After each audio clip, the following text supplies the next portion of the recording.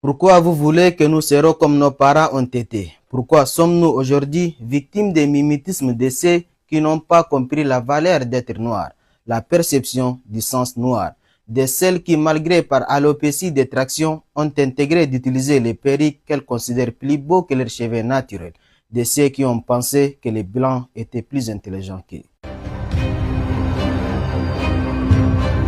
Cette, j'appelle ça diatribe, doit être repensée par cette jeunesse désormais bien formée de sortir de cet obscurantisme, de magnifier leurs valeurs et de récupérer ce qui leur a été arraché.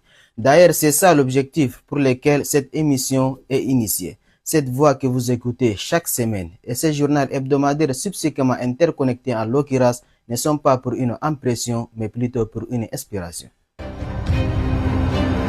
A contrario, rapprocher des choses aux autres, cela reflète d'une défiance accrue. C'est en étant chez soi que l'homme puisse évoluer avec la conscience tranquille.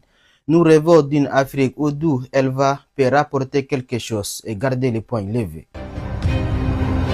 Il y a une philosophie anglaise qui m'a littéralement marqué que je cite. People don't care how much you know until they know how much you care. Cela veut tout simplement dire que les gens, quelle que soit ton origine, d'où tu viens, ils s'en fichent pas mal de toi jusqu'au point où ils sachent que tu peux leur apporter quelque chose.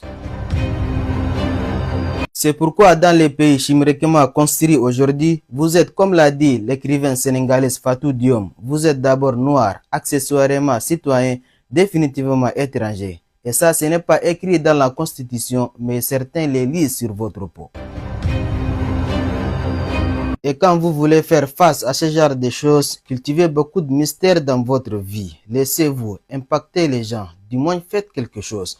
Tout le monde est conscient que le monde va mal tel qu'il est. Mais tu seras le plus touché, le plus malade si conditionnellement tu dévances pas les obstacles. Parce que les faits seront regrettables. Que l'Éternel soit avec vous pour une nouvelle croissance spirituelle. À nous revoir la semaine prochaine pour de nouvelles découvertes. Surtout, restez sur la télévision An Noujoum.